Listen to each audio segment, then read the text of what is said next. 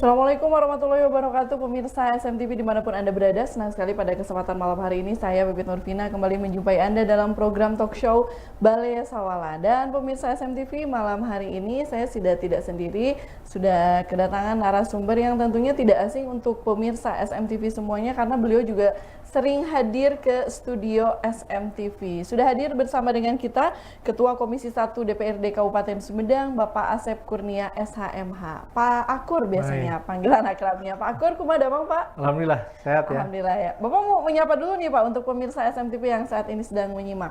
Ya, selamat malam untuk pemirsa SMTV ya, dimanapun berada. Alhamdulillah, hari ini kembali saya diundang nih untuk hadir bersama Teh Pipit ya di SMTV untuk berbagi berbagai hal informasi. Nah, berbagai hal informasi. Dan tentunya pemirsa SMTV, saat ini kita sudah berada di penghujung akhir tahun, Desember 2024. Beberapa saat yang lalu, ini baru saja dilantik begitu ya, dan alhamdulillah Pak Akur ini kembali terpilih untuk masa jabatan anggota DPRD periode 2024-2029. Jadi ini sudah 2 periode beliau menjabat, dan alhamdulillah berarti ada beberapa hal atau program-program yang tentunya digagas oleh beliau berdasarkan penyerapan aspirasi dari masyarakat itu bisa berkesinambungan dan juga berkelanjutan karena beliau melanjutkan kembali begitu. Nah, Pak Akur nih, Pak, ini kan kita di akhir tahun. Kalau untuk tema yang akan kita bahas malam hari ini yaitu refleksi di tahun 2024 dan juga resolusi di tahun 2025. Nah, kita menilik sepanjang tahun 2024 ini kan agak lumayan juga dinamikanya karena berakhirnya masa periode babak jabatan yang sebelumnya dan melanjutkan yang baru. Nah, ini tanggapannya dulu Pak, seperti apa? Baik, terima kasih ya. Jadi alhamdulillah saya diberi kepercayaan kembali oleh masyarakat terutama di Dapil 5 ya, Jatinangor dan Cimanggung untuk kembali menyuarakan aspirasi mereka di periode yang kedua ini. Jadi periode yang kedua ini sampai dengan 2029 kelak ini mudah-mudahan sudah ada bekal 2024 kemarin sehingga beberapa hal yang perlu kita teruskan, perlu kita perbaiki atau kemudian masih harus kita suarakan, diperjuangkan di parlemen ini bisa kita lakukan di periode yang sekarang. Iya, begitu. Itu alhamdulillah Pak, mendapat kepercayaan amanah kembali dari masyarakat untuk melanjutkan begitu Bapak menjadi wakil rakyat di parlemen. Nah itu Pak, effortnya bagaimana nih Pak? Kita ingin tahu nih antara periode sebelumnya dengan periode yang sekarang nih seperti apa Pak? Sebenarnya semakin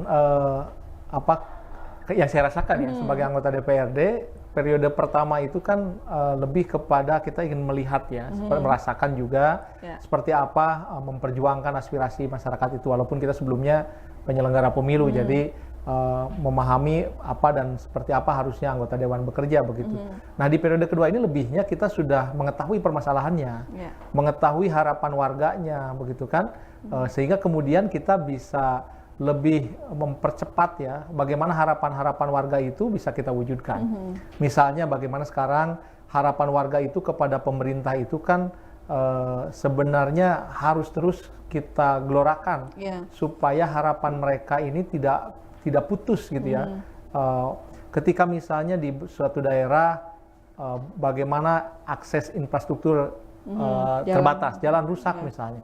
Nah jangan sampai kemudian harapan mereka itu pada akhirnya terputus.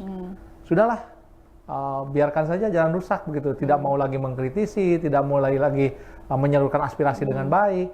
Nah ini tidak boleh seperti itu begitu. Pemerintah harus dengan cepat mengambil langkah sebelum mereka menyuarakan. Kita harus lebih dulu memperjuangkan apa yang kemungkinan besar diharapkan oleh masyarakat. Nah di periode kedua itu bedanya si anggota dewan itu sudah bisa merasakan nih apa yang harus kita suarakan karena pengalaman sebelumnya. Nah ini barangkali lebihnya lah ya, lebih memudahkan begitu ya Pak? Ya lebihnya dibanding periode yang pertama. Kalau tugasnya kebetulan saya tetap ya di Komisi 1, bidangnya bidang pemerintahan, hukum, kemudian juga pemerintahnya ada pemerintahan desa juga ya.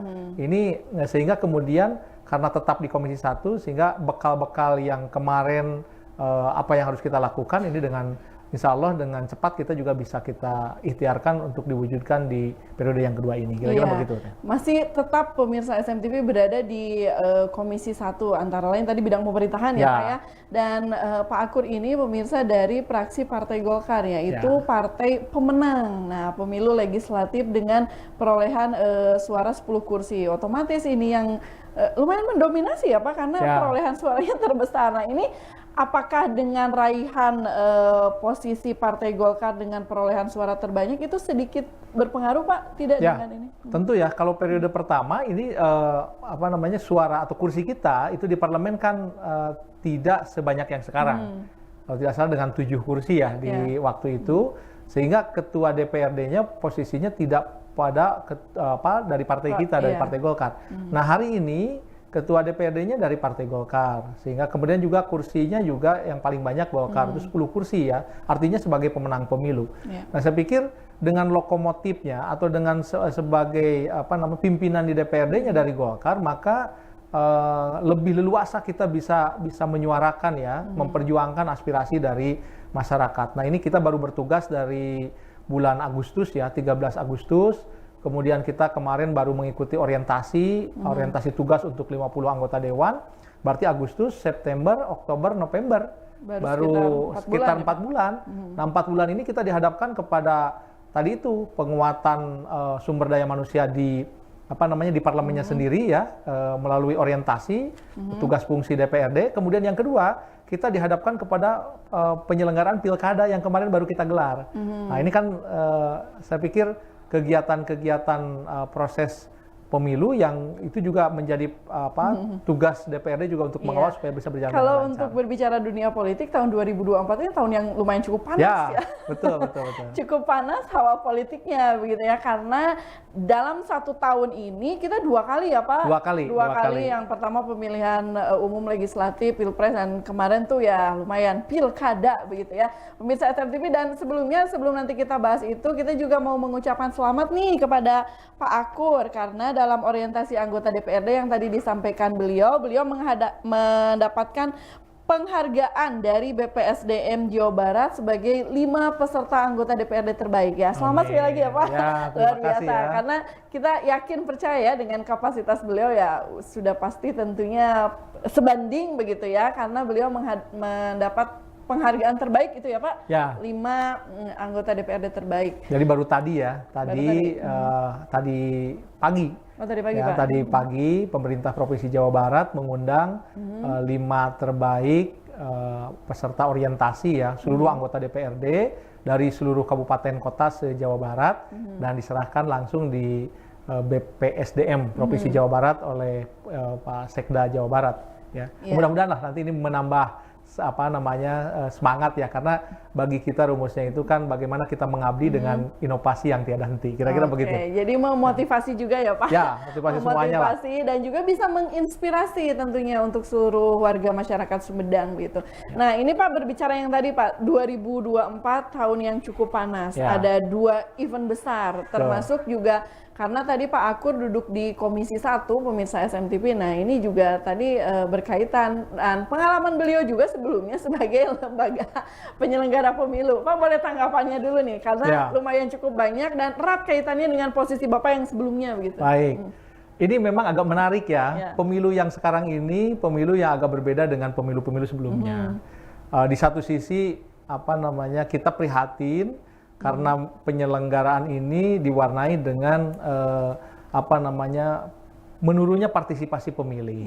Ini juga perlu dikaji oleh semuanya, karena kan biaya yang disediakan juga cukup besar. Kita berharap pemilih yang ada di Kabupaten Sumedang di atas 80% bisa memberikan pilihannya, tapi faktanya tidak seperti itu. Ini perlu dikaji ya, bahwa apa sih yang menyebabkan kemudian menurunnya tingkat partisipasi pemilih. Dan ini dalam sejarah ini mungkin penurunan yang begitu lumayan signifikan ya untuk di Kabupaten Sumedang. Tentu penurunan ini tidak bisa kita biarkan begitu saja. Perlu dikaji penyebabnya apa. Apakah karena memang waktu yang berdempetan antara pileg dan pilkada ya, yang kemudian kita gelar ini membuat pemilih juga sedikit jenuh ya. Jangankan pemilih, kadang-kadang juga para politisinya juga jenuh juga kan, karena kemarin habis-habisan di pileg, kemudian berjuang lagi di pilkada.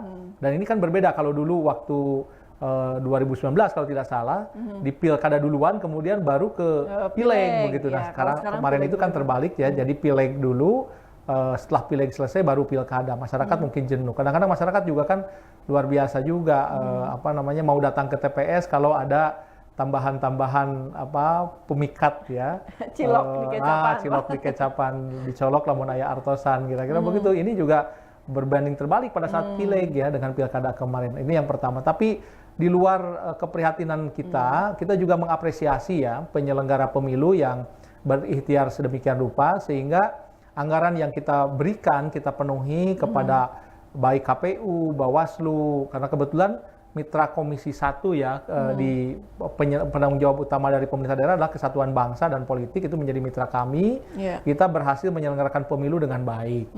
Sampai kemudian ada calonnya begitu kan, di beberapa daerah ada yang tidak ada calonnya juga, hanya lawan kotak kosong misalnya kan begitu. Nah, ini di kita ini calonnya ada, kemudian kita berhasil menyelenggarakan, hari H juga berjalan lancar, kemudian kondusif, penetapan calon juga suara ya sudah dilakukan oleh KPU, kemudian saya pikir nggak ada hal-hal lah yang kita tinggal menunggu penetapan calon terpilih yang kemudian selanjutnya dilantik pada bulan Februari mendatang kira-kira. Oleh karena itu dari sisi penyelenggaraan pemilu saya pikir ini sudah bagus, dengan tadi catatan menurunnya partisipasi pemilih ya, dan ke depan selama 5 tahun ke depan harapan kita adalah calon yang terpilih tersebut bisa mewujudkan apa yang dijadikan visi misinya untuk 5 tahun ke depan, membawa masyarakat Sumedang ini lebih sejahtera masyarakatnya, kira-kira begitu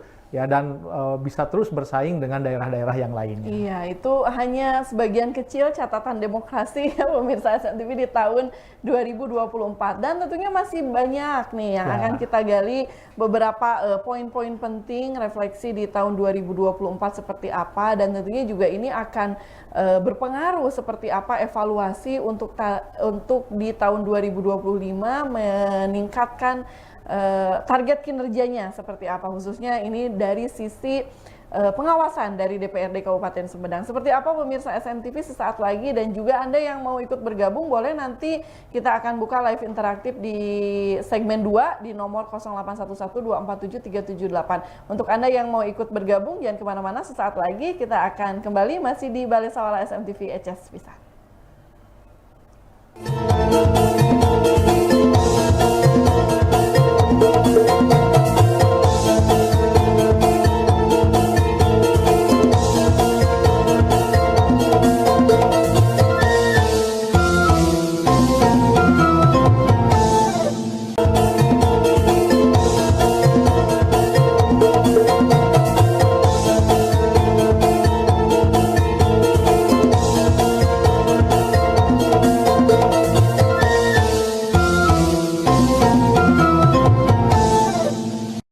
Ya, pemirsa SMTV, terima kasih Anda masih setia bersama dengan kami di sini. Tentunya masih ada Pak Akur, Ketua Komisi 1 DPRD Kabupaten Sumedang dari fraksi Partai Golkar. Nah, kita masih membahas nih pemirsa SMTV mengenai refleksi tahun 2024 dan juga resolusinya nanti di 2025 seperti apa. Tadi sejenak sebelum jeda sudah ada beberapa catatan demokrasi juga yang disampaikan oleh Pak Akur ya, kaitan dengan beberapa hal yang sesuai dengan tupoksi dari DPRD Kabupaten Sumedang, diantaranya fungsi legislasi, fungsi anggaran, dan juga fungsi pengawasan. Nah, sudah ada beberapa hal yang disinggung kaitan dengan mitra kerja dari DPRD, khususnya tadi Komisi 1 berbagai bidang ya, antaranya bidang pemerintahan begitu.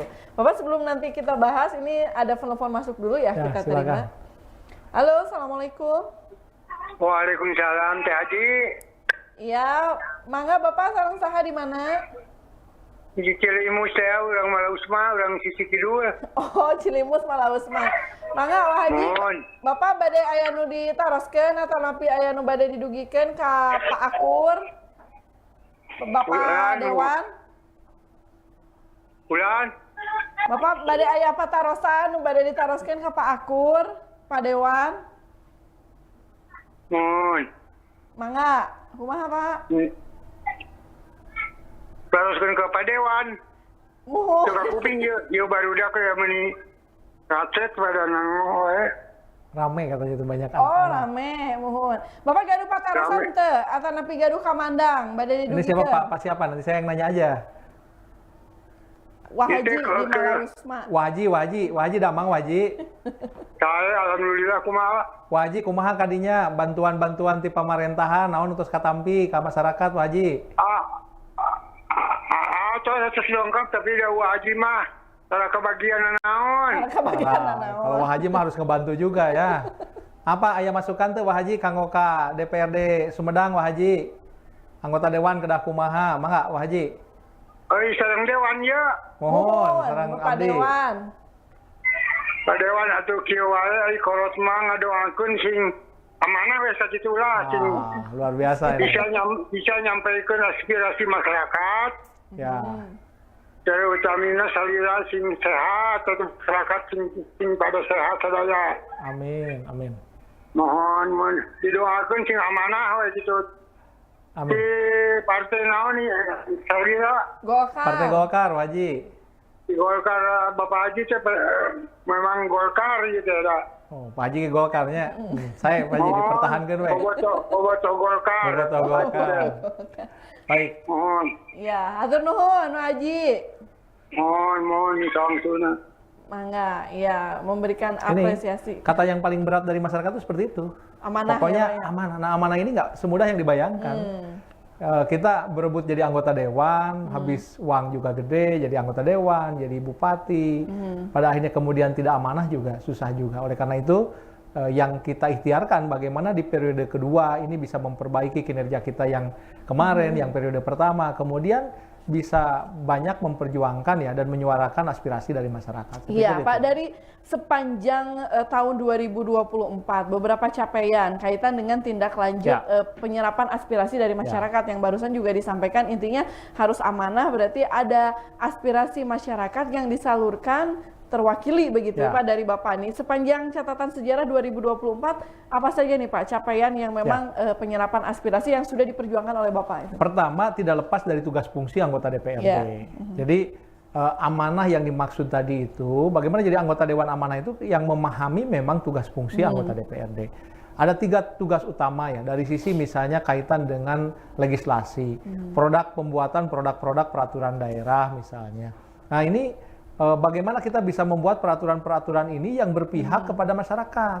Ya. Ya, ini yang sekarang sedang ramai nih, isu kaitan dengan pencabutan atau moratorium minimarket ya. yang kebetulan itu kemudian sekarang menjadi polemik. Jadi Ya. UMKM kecil merasa Nah, ini harus terancam. kemudian bisa direspon oleh kita. Apa sih yang kemudian menjadi dasar itu diterbitkan penghentian, kemudian apa yang menjadi dasar sekarang ini dicabut. Nah, kemudian bagaimana perlindungan terhadap ekonomi sekitar gitu ya, terutama ekonomi pelaku ekonomi kecil ya, Ya. mikro kecil yang ada kena dampak enggak. Nah, ini barangkali ketika kita membuat regulasi tersebut harus dipastikan regulasi itu berpihak kepada masyarakat.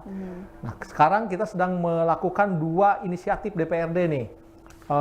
Perda ya, Raperda tentang satu kaitan dengan pemakaman, yang kedua kaitan dengan disabilitas yang memiliki keterbatasan. Kaitan dengan pemakaman misalnya. Selama ini pengaturan-pengaturan kaitan dengan pemakaman ini kadang-kadang luput dari perhatian begitu.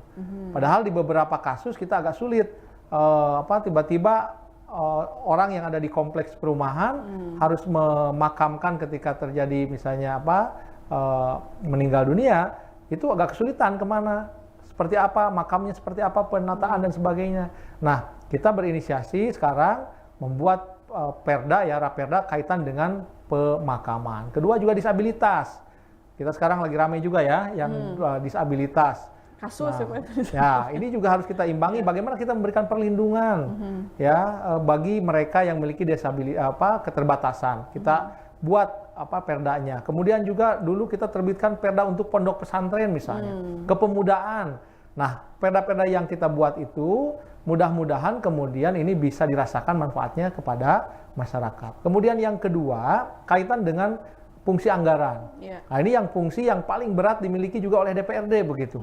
Apa paling beratnya? Karena dia harus bisa mengatur bagaimana anggaran yang ada, yang yang kue yang bisa kita distribusikan untuk misalnya tidak ada lagi jalan yang rusak, tidak ada lagi orang yang mau ke rumah sakit, BPJS-nya nggak kebayar, kemudian akhirnya nggak bisa ditangani dengan baik. Nggak ada lagi orang ke sekolah, kemudian masih harus dipungut A, B, C, kemudian misalnya tidak ada anggarannya. Nah, politik anggaran yang dilakukan seperti apa begitu. Ini juga tadi itu kata amanah ini menjadi kunci nih, bagaimana setiap uang rakyat itu bisa kita dibelanjakan sebesar-besarnya untuk kepentingan masyarakat. Terakhir pengawasan, tugas pengawasan ini bagaimana kita pastikan lembaga-lembaga yang ada dari mulai pemerintah daerah, bupatinya, sekretaris daerahnya, kemudian para pejabatnya, jabatan-jabatan kepala dinas ya, camat, kepala desa, semua bekerja untuk masyarakat. Nah, kita pastikan dalam bentuk pengawasan, benar nggak mereka membuat program, membuat kegiatan yang berpihak kepada masyarakat. Nah, barulah akan tercapai apa yang dimaksud tadi kata Wah Haji tadi itu. Didoakan sing amanah. Nah, inilah yang hari ini harus kita lakukan bersama-sama. Siapapun orang yang memegang jabatan itu, termasuk kami, 50 anggota DPRD ini bertugas dan disumpah untuk memperjuangkan apa yang menjadi aspirasi dari masyarakat. Kira-kira begitu. Ya, tadi ada fungsi legislasi pembentukan peraturan daerah, dan ini juga baru saja dilantik sudah 2 Raperda Prakarsa ya Pak. Nah ini kan selama ini Pak kebanyakan adalah Raperda yang memang diusulkan dari pemerintah daerah Kabupaten Sumedang. Nah sekarang DPRD sudah mulai produktif begitu Pak, lebih produktif, lebih banyak Raperda inisiatif yang memang digagas oleh DPRD. Itu kalau boleh tahu nih Pak, ada tingkat kesulitannya sama tidak Pak dengan Raperda yang diusulkan pemerintah atau Raperda dari inisiatif sendiri Pak? Sebenarnya yang saya pahami ya dalam penyusunan atau pembuatan legal drafting namanya itu, apapun perdanya, yang paling sulit itu adalah memastikan bagaimana produk kita ini berdaya guna dan berhasil guna bagi kesejahteraan masyarakat. Buat apa sih banyak peraturan kalau kemudian masyarakatnya nggak sejahtera? Ini yang paling penting kan begitu. Kita buat aturan, orang nggak baca, kadang-kadang jangankan masyarakat, yang membuat aturannya saja melanggar aturan. Oleh karena itu, barangkali bagaimana kita pastikan, ini yang paling sulit ya, baik perda yang berasal dari pemerintah daerah maupun perda yang berasal dari inisiatif dari DPRD itu, dipastikan perda itu bermanfaat untuk masyarakat. Mahal bikin perda itu, tidak murah ya, tidak murah. Oleh karena itu begitu diberlakukan harus ada manfaatnya kepada masyarakat. Perda-perda apa misalnya? Ya perda-perda yang kaitan misalnya ini yang harus kita pikirkan bersama ya. Bagaimana misalnya ketika mengatasi tadi ke rumah sakit, kumaha carana kudu gratis. Ya, BPJS yang benar-benar tidak mampu bayar gitu ya, pakai PBI, kemudian ini benar-benar harus dirasakan dan bisa dimiliki oleh warga. Nah, ini kan harus dibuat peraturan-peraturan yang memang berpihak kepada warga. Bagaimana misalnya mengatasi bank emok ya, supaya tidak terjerat oleh bank emok. Nah, perda itu yang harus kita munculkan. Nah, inilah saya pikir memilah dan memilih perda itulah yang menjadi berat atau tidaknya, kira-kira begitu. Iya, itu dari sisi fungsi pembentukan peraturan daerah. Kalau dari fungsi pengawasan, ini juga yang tidak kalah beratnya juga nih Pak. Banyak sekali, dan baru saja kemarin di pemirsa SMTV kurang lebih beberapa hari yang lalu dari inspektorat ini Pak ya, ada efisiensi dana sebesar 38 miliar. Inspektorat juga bagian dari Mitra Komisi 1. Nih, seperti apa nih Pak? Betul ya, jadi Mitra Komisi 1 itu banyak sekali tuh. Mitra Komisi 1 termasuk diantaranya inspektorat ya. Kalau tidak salah ada 11 Mitra Komisi 1 ya, yang saya pimpin ini untuk berkoordinasi dengan dinas instansi. Nah, salah satunya inspektorat. Inspektorat kemarin baru saja merilis ya informasi akhir tahunnya ini hampir 38 miliar bisa diefisiensikan. Nah, ini tentu anggaran-anggaran yang seperti ini yang mestinya nanti tidak terulang lagi. Tahun depan ini nggak boleh ada anggaran-anggaran yang kemudian mestinya ini bisa kita belanjakan untuk kepentingan masyarakat, memperbaiki jalan yang rusak, kan begitu. Memberikan bantuan misalnya untuk warga yang rumahnya tidak layak huni, gitu ya, rutilahu, kemudian memperbaiki irigasi, karena kemudian kitanya menggunakan anggarannya atau merencanakan anggarannya tidak baik, tidak efektif dan tidak efisien, maka kemudian akhirnya apa? Ditemukanlah tadi inefisiensi. Nah, alhamdulillah Inspektorat selaku lembaga yang mengawasi ya, yang memastikan supaya anggaran-anggaran yang ada itu tepat guna, tepat sasaran, tepat jumlahnya. Ini dipastikan kemudian bisa tadi angka 38 miliar ini diamankan ya dalam tanda kutip ya, bisa diselamatkan, kira-kira begitu.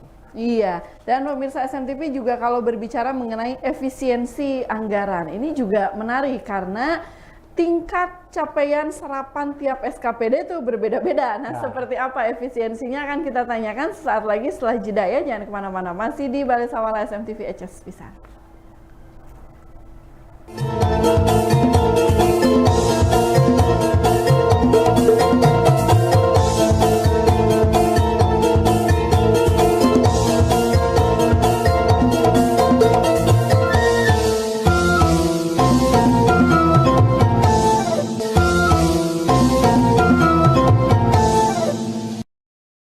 Ya, pemirsa SMTV, terima kasih Anda masih setia bersama dengan kami di sini. Tentunya masih bersama Ketua Komisi 1 DPRD Kabupaten Sumedang, ada Pak Asep Kurnia SHMH. Tadi sebelum jeda juga banyak sekali yang disampaikan oleh beliau kaitan tupoksi dari DPRD ya, fungsi legislasi, fungsi anggaran, dan juga fungsi pengawasan. Nah, kaitan dengan fungsi pengawasan tadi juga disampaikan lumayan salah satu fungsi yang cukup berat ya selain tadi dari fungsi anggaran. Nah, ini kaitan dengan berbicara Pak untuk capaian atau efisiensi dengan serapan dari tiap SKPD nih Pak. Seperti apa nih untuk catatan sepanjang tahun 2024? Ya, pengawasan itu salah satunya juga pengawasan terhadap selain kinerja SKPD mengawasi bagaimana anggaran yang sudah kita sepakati bersama antara DPRD dan pemerintah daerah ini dibelanjakan dengan baik dan benar. Ya, Pak? Ya, termasuk juga penyerapannya. Nah, serapan anggaran yang ada terus kita monitor. Nah, prakteknya memang ini masih ada yang belum maksimal menyerapnya. Sehingga kita sering kali ngomong, jangankan nyari uangnya nih, ngebelanja ini aja susah begitu. Oleh karena itu, bagaimana ke depan ini, ketika kita merencanakan sesuatu itu sudah dipikir matang gitu, sudah benar-benar hasil analisa, apalagi dengan anggaran yang terbatas. Ingat tadi kan, kemarin bagaimana viral pernyataan Pak Mendagri misalnya, ketika kita merumuskan satu kegiatan, kemudian dari sisi dukungan anggarannya harus masuk akal. Contoh kemarin yang disontohkan misalnya penanganan stunting. Ya, stuntingnya misalnya butuh anggarannya 10 miliar, tapi rapat-rapatnya yang kemudian besar gitu ya, studi bandingnya kaitan dengan penanganan stunting yang besar. Lalu untuk stuntingnya sendiri, penguatan kepada balitanya, ini anggarannya terbatas, 1 miliar, 2 miliar kan itu inefisiensi. Nah, saya pikir bentuk pengawasan yang DPRD harus lakukan adalah dengan lebih memaksimalkan ya supaya pemerintah daerah terutama para kepala dinas ini bisa membelanjakan anggaran sesuai dengan yang direncanakan, dengan harapan hasilnya pun sesuai dengan apa yang ditentukan sebelumnya. Kira-kira begitu. Iya, ternyata seperti itu ya pemirsa. Untuk Anda yang mau bergabung boleh bisa menghubungi nomor live interaktif di 0811 247 378. Mau bertanya atau mau memberikan saran, masukan, atau mungkin punya harapan di tahun 2025 seperti apa begitu. Kalau tadi yang disampaikan Pak Akur lumayan panjang ya Pak, catatan sepanjang 2024 bagaimana setiap SKPD juga di bawah pengawasan ya dari DPRD Kabupaten Sumedang kaitan dengan serapan anggaran, bagaimana dari sisi perencanaan begitu harus sesuai. Nah, ini Pak kalau untuk yang 2025 tentunya kan hasil pengawasan ada beberapa evaluasi. Nah, ini untuk di target program rencana kerja di 2025 seperti apa Pak? 2025 ini kan telah kita sepakati ya dalam bentuk dukungan penetapan APBD 2025 ya.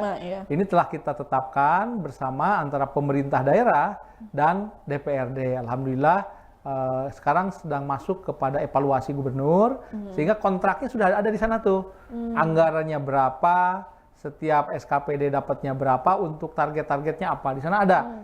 target pengentasan kemiskinan, kemudian juga jadi yang masih menjadi prioritas Pak 2025 masih hal-hal seperti itu ya, kemiskinan, terutama stunting juga, pengangguran juga ya.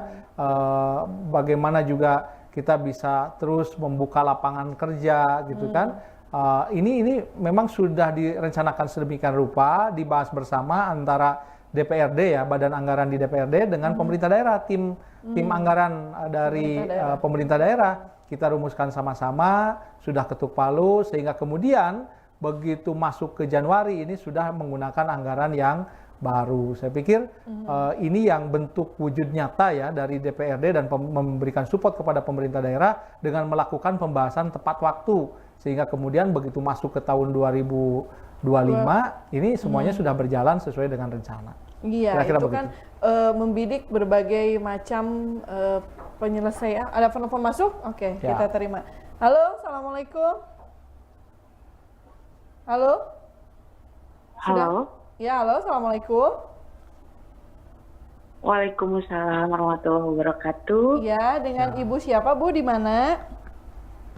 Dengan Yanti di Rancakalong. Ibu Yanti di Rancakalong. Boleh Ibu Yanti ada yang mau disampaikan atau mau bertanya?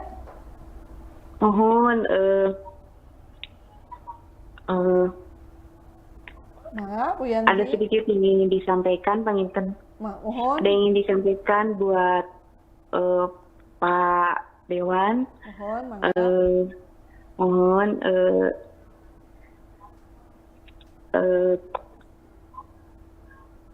Mangga Bu. Iya. Bahasa Indonesia aja nggak apa-apa. Terima kasih sudah memberikan waktu penginten kanggo SMPP-nya. Oge ngabilujengkeun kanggo Kapa Asep Kurnia anu tos kengi penghargaan pangintennya wilujeng Bapak. Makasih. Mugi tepi rendah hati oge amanah sarupa haji nu tadi teh pangintennya. Kaleresan panginten teteh oge Bapak abdi sebagai punten pangintennya ieu melenceng dari topik. Ya, Karena abdi untuk menanggapi di awal panginten pilih melenceng tinu topik hapunten pisan kalarasan abdi adalah seorang honorer panginten bapaknya. Oh, honorer, siap. Mohon kalarasan mangga, abdi kalarasan abdi teu lebet di tahap 1, abdi lebetna di tahap 2 nih gini. Jadi kami itu adalah karyawan BLUD gitu dah. Besar harapan kami seandainya Bapak sebagai ketua komisi 1 bisa karena selama ini BLUD itu belum jelas gitulah. Jadi besar harapan kami Bapak bisa memperbaiki tentang BLUD itu seperti jadi jelas gitu. Karena besar harapan kami karena mungkin hanya Bapak yang bisa mendengar aspirasi kami. Itu saja mungkin. Aduh punten pilih melenceng ya tinu topik. Mohon ditutup aja ku bilahi topik wa hidayah. Wassalamualaikum warahmatullahi wabarakatuh. Hapunten teteh. Mohon mangga Teh Sawios. Aya Teh Yanti di Rancakalong. Ya. Nah, ini juga tadi banyak juga Pak yang masuk via WA juga bertanya, titip pertanyaan buat Pak Akur, bagaimana nasib honorer 2025? Ya. Dan ternyata ada juga nih Pak, ya, langsung saja Pak ditanggapi jawabannya. Saya pikir ini tidak melenceng ya Teh Yanti ya, jadi pertanyaan Teh Yanti ini bagian yang harus kita refleksi ya di tahun 2024 kemarin dan yang masih kita beberapa hari ke depan ya, dan yang harus kita jadikan resolusi untuk 2025. Persoalan honorer ini termasuk diantaranya kan ada 3 ya, ada guru, ada tenaga kesehatan, kemudian ada tenaga teknis. Ini yang kemudian kita perjuangkan hampir 5 tahun kemarin habis-habisan. Termasuk kita gunakan ada pansusnya, panitia khususnya untuk menangani. Dan ini satu-satunya panitia khusus yang ada di seluruh Indonesia di DPRD Sumedang. Ini menurut penjelasan dari Ada telepon lagi masuk. Kemen. Bapak kita tampung dulu ya Pak. Ini ada yang bertanya sebelum Teh Yanti. Halo, Assalamualaikum. Salam. Ya, dengan siapa Pak?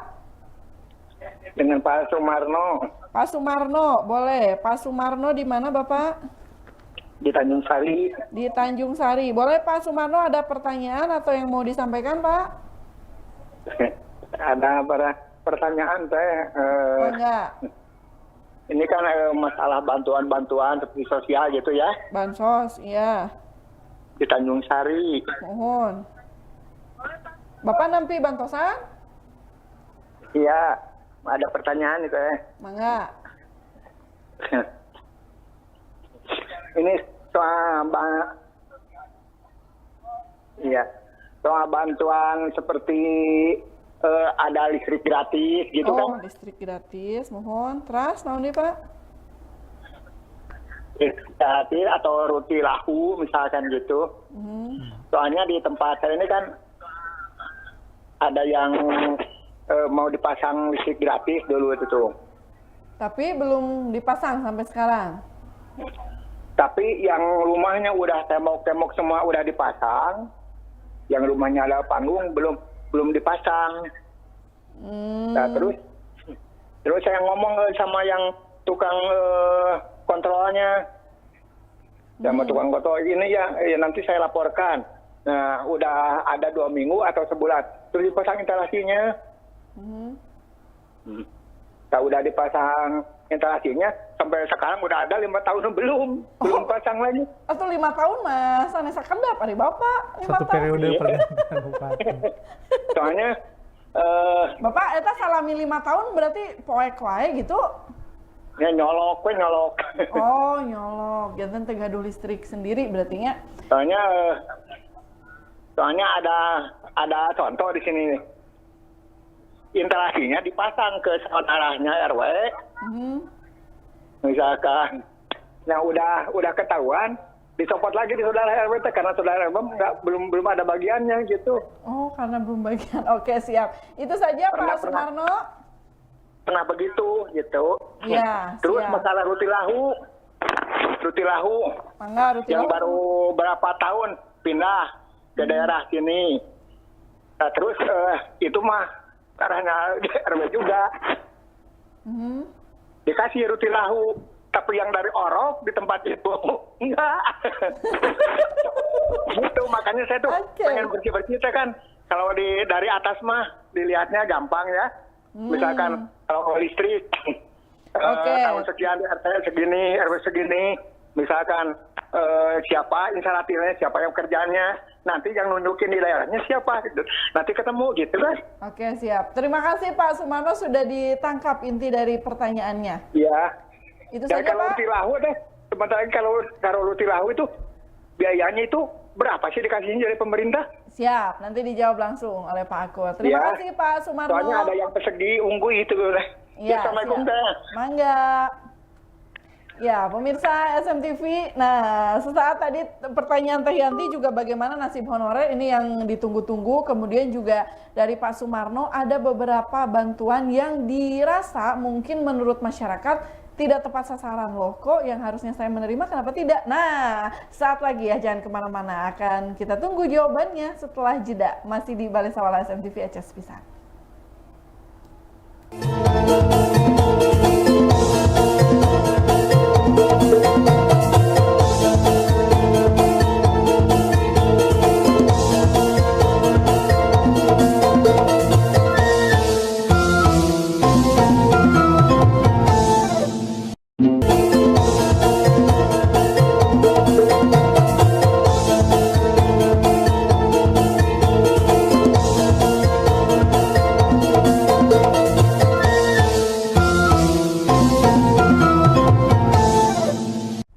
Ya, pemirsa SMTV kembali lagi masih di program Balai Sawala, tentunya masih talkshow spesial bersama dengan DPRD Kabupaten Sumedang bersama Pak Asep Kurnia dari fraksi Partai Golongan Karya, Ketua Komisi 1 DPRD Kabupaten Sumedang. Tadi sesaat sebelum jeda sempat terpotong, sudah ada 2 penelpon masuk, yaitu pertama Teh Yanti dari Rancakalong, bagaimana bertanya nasib honorer begitu karena beliau juga di BLUD. Kemudian juga ada beberapa titipan pertanyaan kaitan dengan honorer, seperti apa sistem penggajiannya untuk yang paruh waktu atau yang lebih waktu Pak, itu pengajiannya bagaimana. Kemudian juga Pak Sumarno tadi yang curhat Pak, pertanyaan kedua dari Tanjung Sari yang curhat kaitan dengan bantuan listrik gratis dan juga ruti lahu yang dinilai kenapa kok yang seharusnya dapat malah enggak, tapi yang nggak dapat, yang udah dapat justru yang kayaknya dinilai kurang berhak begitu. Nah ini bagaimana Pak konfirmasinya? Pertama honorer dan juga terkait beberapa bantuan dari pemerintah. Baik. Yang paling pertama yang honorer dulu ya. Yang honorer ini memang tadi saya sampaikan, ini menjadi fokus kita untuk bisa menuntaskan persoalan ini. Salah satu ya apa namanya PC ya. Waktu yang pertama itu kan profesional aparaturnya tuh. Profesional aparaturnya itu artinya persoalan-persoalan seperti yang ketidakjelasan status itu mestinya sudah berakhir. Nah, BLUD misalnya, kaitan dengan BLUD ini kita kemarin sudah dilakukan pengawasan, sudah ada rapat kerja bersama dan sudah kita putuskan bahwa pengaturan mengenai karyawan ya yang bekerja di pusat kesehatan masyarakat, puskesmas itu adalah karyawan BLUD dan sudah ada regulasinya. Tinggal sekarang bagaimana dijalankan. Kita ingin melihat apakah dijalankan apa tidak 2025. Kalau tidak berarti kita akan kembali melakukan pengawasan dan lebih tegas sehingga kemudian tidak ada pelanggaran terhadap regulasi yang sudah ditetapkan. Perbubnya sudah ada, tinggal dijalankan. Jadi tidak ada lagi ada istilah ketidakjelasan status. Statusnya sudah jelas bahwa mereka yang bekerja di rumah sakit, puskesmas ya, itu adalah karyawan BLUD. Sudah stop sampai sana, tidak perlu lagi diperdebatkan. Kemudian yang kedua, kaitan dengan honorer lainnya.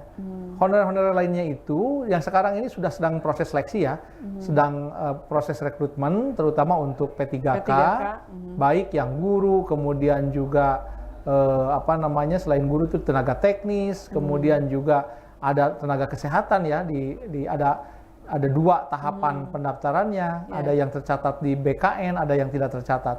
Tapi pada prinsipnya kami ini kan bertanya dulu kepada pemerintah daerah. Dan akhirnya kita kunci kan, ini mereka ini bekerja apa tidak di pemerintah daerah? Bekerja kan jawabannya. Berapa ribu orang yang bekerja itu? Ribuan orang bekerja dan diakui hari ini juga mereka masih bekerja. Nah ketika hari ini masih bekerja maka PR kita bersama, terutama PR pemerintah daerah untuk bisa menuntaskan persoalan tenaga honorer ini dengan baik begitu. Caranya bagaimana? Pada saat ada formasi, berikan formasi yang tepat, yang rasional, gitu. Jumlahnya ribuan, tapi kemudian formasinya hanya 20, 50 atau bahkan hanya 2, 3. Ini kan mau kapan kita tuntaskannya, gitu ya? Bahwa kemudian kita ada kesulitan dari penggajian dan sebagainya, ya kenapa kemudian kita memulai dengan merekrut mereka begitu?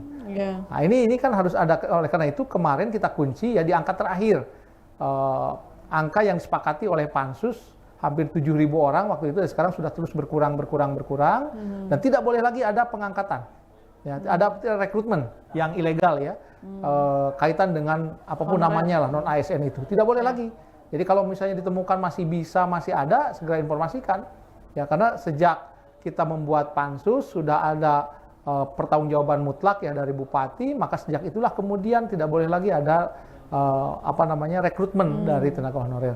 Lalu bagaimana dengan penggajiannya, statusnya? Pokoknya kita masukkan dulu sekarang ini sesuai dengan amanat yang ada di Permen Pan RB ya, melalui BKPSDM yang juga mitra Komisi 1. Kita minta semuanya ikut seleksi dulu. Apalagi kemarin sekarang ini kan tidak ada lagi batas untuk SD dan sebagainya juga bisa. Silakan ikut seleksi dulu, nanti biar ikuti terus pilahnya ya. Ada yang penuh waktu, ada paruh waktu, itu biar nanti ada ketentuan-ketentuan dari pusat yang mengatur itu.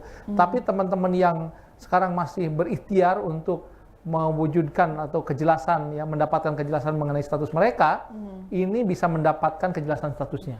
Nah, kewajiban pemerintah daerah dan DPRD adalah memberikan ruang yang cukup gitu, dengan segala keterbatasannya, karena ini sekarang dilematis.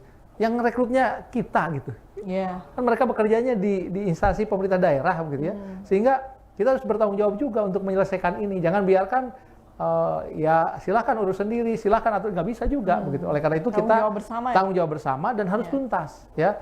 Baru nanti kita bisa berbicara penggajiannya, ya kesejahteraannya, mereka seperti apa, baru bisa seperti itu. Ya, yang kalau jelas untuk di APBD 2025 Pak, alokasi untuk ini kan rekrutmen P3K itu nominalnya sudah dianggarkan juga ya, sudah dianggarkan juga sejumlah formasi. Sejumlah formasi yang ada, artinya kan terbatas. Nah, bagaimana untuk yang tidak untuk yang tidak terakomodir. Toh mereka juga sekarang mendapatkan juga pendapatannya. Kan begitu ya, pendapatnya. Nah, kita sekarang mencari bagaimana formula yang tepat yang dilakukan oleh pemerintah daerah sehingga pendapatan yang hari ini mereka dapatkan, begitu ya, itu menjadi mendorong untuk adanya kejelasan status terkait dengan status mereka, apakah mereka itu adalah P3K atau bukan, kan gitu. Ya, ini terjawabnya nanti dari setelah selesai seleksi itu dengan dipilah menjadi 2 tadi itu, ada yang paruh waktu, ada yang penuh waktu. Bagaimana pengaturannya mungkin dalam beberapa waktu ke depan bisa dijelaskan nanti oleh dan saat BKPT. ini sedang dalam proses, SKB ya. Tapi intinya kita menginginkan dan meminta pemerintah daerah, termasuk nanti bupati terpilih ya, untuk kemudian bisa menyelesaikan persoalan ini. Karena tanpa ini selesai, mereka bekerjanya luar biasa. Nakes misalnya pada saat COVID mereka bahasa Sunda malah pati jiwa raga ya, untuk menyelamatkan kita semua. Tapi kemudian begitu sekarang meminta kejelasan status terhadap sesuatu yang sudah pasti saja, seperti BLUD saja yang sudah jelas, ini susah. Nah, oleh karena itu kita akan perjuangkan lah sekuat tenaga ya untuk mendapatkan kejelasan status seperti itu. Itu barangkali untuk yang honorer, sehingga 2025 ini mudah-mudahan semuanya ada jelas statusnya. Kemudian yang kedua masalah bantuan tadi. Curhat Pak Sumarno. Ya, saya tidak bantuan perbantuan ya, tapi tidak pada jenisnya, tetapi pada inilah kemudian karena kebetulan mitra Komisi 1 adalah DPMD ya, Dinas Pemberdayaan Masyarakat Desa. Kepala-kepala desa ya, ini juga bagian dari mitra Komisi 1. Kami berharap data dari desa itulah yang harus terus diupdate. Data dari desa itulah yang harus dijadikan pegangan oleh semuanya. Teman-teman desa ya, yang sekarang juga masih ada kesusahan, masih ada keluhan ini, kita masih mendapatkan keluhan, ada persoalan DBH yang belum clear kelihatannya, yang kemudian akhirnya menghambat insentif untuk RT, untuk RW, kemudian untuk kader-kader juga terhambat ya. Sampai sekarang ada beberapa daerah desa yang belum bisa mencairkan anggaran itu, kita segera untuk melakukan pengawasan apa penyebabnya sehingga ada keterlambatan seperti ini, dan ini berulang-ulang tiap tahun. Nah, kita berharap desa inilah yang kemudian garda terdepan untuk bisa memutakhirkan data, dan data ini harus jadi pegangan semuanya. Jangan sampai juga ada kasus desa sudah memutakhirkan, sudah melakukan updating data terbaru, begitu disodorkan ke kabupaten ke provinsi, kemudian dari pusat datang lagi ke desa, orangnya salah lagi. Tidak sama. Nah, ini yang menjadi PR bersama, sehingga harus dipastikan setiap bantuan itu tadi saya katakan, pertama tepat orangnya, kedua tepat waktunya, yang ketiga tepat jumlahnya. Harus dipastikan. Siapa yang bisa memastikan itu, desa akan lebih tahu. Karena yang terdekat ya, banyak sekali program-program bantuan. Kadang-kadang masyarakat nggak tahu kenapa si ibu ini lagi yang dapat gitu ya. Nah, ini kan perlu diberikan penjelasan, diberikan sosialisasi kepada masyarakat. Akhirnya masyarakat yang nanggung, kaya tidak, miskin tidak, ini nanggung kan? Nggak dapat bantuan mereka. Tidak dapat bantuan. Nggak, BPJS-nya nggak kebayar. Akhirnya pada saat ke rumah sakit dia tetap harus pakai umum, ya, karena tidak bisa bayar. Ini kan persoalan. Ya, oleh karena itu yang dilakukan oleh masyarakat berarti lebih proaktif ke desa. Proaktif ke desa, desa juga diberikan ruang yang cukup oleh pemerintah kabupaten. DPMD inilah juga. Jadi DPMD itu bukan hanya sekedar nanti ya urus ini desa, bagaimana ini anggaran dana desa, bukan hanya begitu. Tapi bagaimana desa bisa melaksanakan fungsinya. Fungsi yang paling utama itu ya melindungi segenap warga desa juga tuh. Melindungi segenap warga desa sehingga tadi itu hak mendapatkan bantuan dari pemerintah untuk yang berhak. Bantuannya macam-macam kan? Ini bisa mereka dapatkan. Nah, data dari desa itulah yang harus kita pegang. Yang harus kita gunakan oleh kabupaten, oleh pusat, itu yang harus diperjuangkan bersama begitu. Sepertinya itu juga menjadi bagian dari visi di tahun 2025 bagaimana meningkatkan kualitas pelayanan publik ya Pak. Nah, ini juga karena yang diharapkan oleh masyarakat sebetulnya simpel-simpel aja sih Pak, pengennya harga murah, kesehatan gratis, pendidikan gratis, sebetulnya hal-hal seperti itu. Saya mencontohkan ya, saya di Dapil 5, di Dapil saya di Jatinangor Cimanggung, ketika ada persoalan bagaimana sih orang bikin KTP harus ke Sumedang gitu ya, bikin beberapa pelayanan harus ke MPP, mau pelayanan. Kita berjuang bersama teman-teman Dapil 5, ya para anggota dewan di daerah pemilihan Jatinangor Cimanggung. Kemudian kita yakinkan pemerintah daerah. Waktu itu PJ Bupatinya Pak Sekda, sekarang Sekda Jabar ya, Pak Herman. Kemudian disepakati, ya sudah kita buat mini mall pelayanan publik di Jatinangor. Sekarang sudah berada di Jatinangor. Sudah ada ya Pak? Sudah ada. Nah kita berharap bukan hanya di Jatinangor, nanti di tiap kecamatan itu ada mini-mini pelayanan publik itu. Sehingga semakin didekatkan dengan masyarakat. Kasihan warga Surian harus datang ke Sumedang. Cibugel ya Pak ya? Saya lembur abdinya di Cibugel, harus datang ke Sumedang. Sudah datang ke Sumedang, antriannya habis misalnya. Awis ku ongkos ojek. Aku ongkosnya juga. Nah, kita berpikir sekarang di 2025 ini bagaimana pelayanan itu didekatkan dengan masyarakat. Jadi masyarakat mendapatkan benar-benar menjadi raja lah. Ya kita balik itu semuanya menjadi bagian untuk menjadi pelayan bagi masyarakat. Caranya bagaimana? Semua pelayanan didekatkan dengan masyarakat. Dan kita apresiasi keberhasilan kemarin ya di masa PJ Bupati itu dengan mewujudkan mall pelayanan publik yang diresmikan oleh Pak PJ sekarang. Ini di Jatinangor sudah berjalan. Saya berharap nanti di seluruh kecamatan pemerintah daerah kita dorong seperti itu. Bikin KTP nggak sulit, ya. Bikin apalagi akte yang ngurus-ngurus gitulah, cukup ke MPP yang ada di kecamatan. Saya pikir ini perlu kita apresiasi. Iya, dan luar biasa. Mungkin ini Pak karena sudah berada di penghujung waktu dan sebetulnya tadi juga secara umum sudah tersampaikan oleh Pak Akur dan intinya apapun juga kita berharap 2025 itu lebih baik. Karena apa? Di 2025 ini kan kita punya presiden baru, Pak. Kemudian juga bupati baru. Nah, warga masyarakat itu kan ada harapan baru, Pak. Nah, ini seperti apa nih Pak dari DPRD juga bagaimana membuat seperti sinkronisasi Pak, karena butuh kolaborasi dan juga sinergitas bagaimana nanti yang terjalin antara pemerintah pusat, provinsi sampai dengan kabupaten dengan suasana pemimpin baru itu Pak tadi. Tahun politik telah berakhir, ya semua sudah ada. Tadi yang sampaikan, anggota dewannya baru, kemudiannya bupatinya baru, gubernur, presiden baru semua. Lalu kemudian apa yang harus kita lakukan? Dengan semangat yang baru ini, kemudian kita tuntaskan apa yang masih menjadi utang-utang kita kepada masyarakat.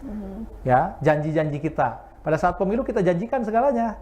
Kita akan begini, kita akan begitu, kan begitu. Nah, 5 tahun inilah kemudian kita diuji, konsistensi kita diuji, benar nggak kita amanah, bisa berbuat untuk masyarakat sesuai dengan tupoksinya masing-masing.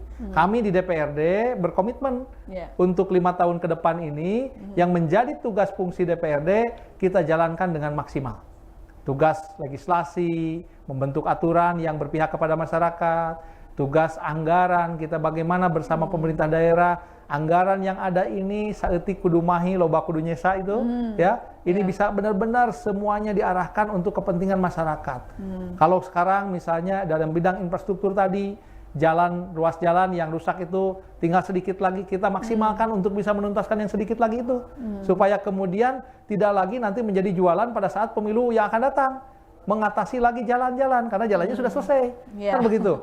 Nah, irigasi-irigasi yang kemudian tidak terurus, bisa kita urus. Kemudian apalagi pemutakhiran bantuan kepada masyarakat supaya bantuan itu tepat sasaran. Kemudian yang terakhir pengawasan. Kami tentu di DPRD juga akan meningkatkan pengawasan itu. Pengawasan yang kita lakukan di 2025, saya yakin ini yang tepat itu adalah pengawasan berbasis data. Anggota dewan harus disuplai dari sekretariat DPRD tentu ya, dengan data yang akurat. Sehingga kita pada saat diskusi dengan SKPD, dengan pemerintah daerah, kita memiliki data yang akurat. Contoh tadi, pada saat diskusi tentang BLUD, kita sudah paham nih, ini semua regulasinya sudah mengarahkan harus BLUD. Karyawannya harus karyawan BLUD, Badan Layanan Umum Daerah. Tapi kenapa dipraktekkan tidak BLUD? Nah kalau begitu, ini ada penyimpangan terhadap ketentuan. Apa sanksinya? Kita harus tegakkan sanksi itu. Nah saya pikir dengan cara saling mengawasi seperti itu, DPRD-nya hadir untuk masyarakat, pemerintahnya hadir untuk masyarakat, yang diuntungkan siapa? Yang diuntungkan adalah masyarakat Sumedang yang lebih sejahtera. Saya pikir begitu. Iya, luar biasa. Terima kasih Pak Akur, dan ini yang ditunggu oleh seluruh warga masyarakat Sumedang, seperti apa komitmen dari pemerintah untuk merealisasikan, mengimplementasikan janji-janji tadi Pak. 2025 harus lebih baik. 2025 harus lebih baik. Terima kasih Pak Akur atas waktunya di sela-sela kesibukan beliau. Alhamdulillah bisa menyempatkan hadir, dan tentunya banyak informasi pemirsa SMTV yang kita peroleh sepanjang catatan di tahun 2024, dan tentunya resolusi evaluasi di tahun 2025 harus lebih baik lagi dengan harapan baru dan juga semangat baru, dan tentunya jangan harga-harga yang baru Pak, ini harga-harga jangan naik karena ada embel-embel PPN naik 12%. PPN, option PKB juga option naik PKB. ya. Nah, itu juga semoga Pak, karena kan masyarakat itu sudah terbebani dengan pajak juga Pak, PBB juga naik dan sebagainya begitu. Mungkin nanti dari pemerintah juga bisa mengoptimalkan bagaimana pendapatan asli daerah itu tidak melulu dari rakyat lagi begitu Pak. Jadi kan rakyat tidak harus terbebani dengan kebutuhan-kebutuhan pokok ataupun pelayanan dasar yang memang harus terpenuhi dengan baik, utamanya kesehatan, pendidikan itu Pak yang paling utama, dan kaitan sembako. Ini suara dari masyarakat Pak yang disampaikan. Ada yang mungkin mau menambahkan? Ya, saya pikir Pak? sama ya. Jadi berikan kepercayaan kepada kami, Bapak Ibu telah susah payah datang ke TPS, memberikan meluangkan waktu untuk memilih gitu ya. Apapun lah faktornya, datang ke TPS ya untuk memilih. Kemudian ya inilah saatnya, dan saya yakin siapapun yang jadi pejabat hari ini pada akhirnya akan dipertanggungjawabkan dunia dan akhirat.